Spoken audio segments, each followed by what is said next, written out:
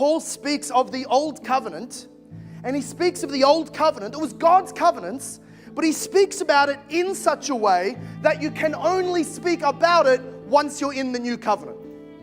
Before the new covenant came, you could never say, these old covenants have no glory. You could never say that. It was the most glorious thing God had ever revealed to mankind. It was the closest anybody could get to Yahweh, the triune God, who created all and would judge all, the one Savior, the Lord of all. The closest you could get was through the old covenant patterns and ceremonies of worship. It was glorious for that reason. In that religion and that religion alone, God showed forth His miraculous powers, His gracious promises of a future Redeemer. But once the new covenant came, Paul now looks back and says, it is of no glory.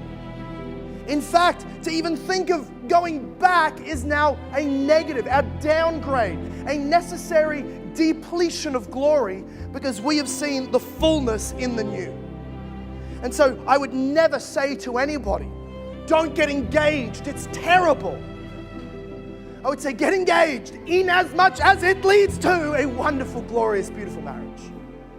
And so now as a Christian minister, preacher, as Christians who read the Bible, we also think this. We would never say, ignore the Old Testament, rip out the old covenants and throw them away. No.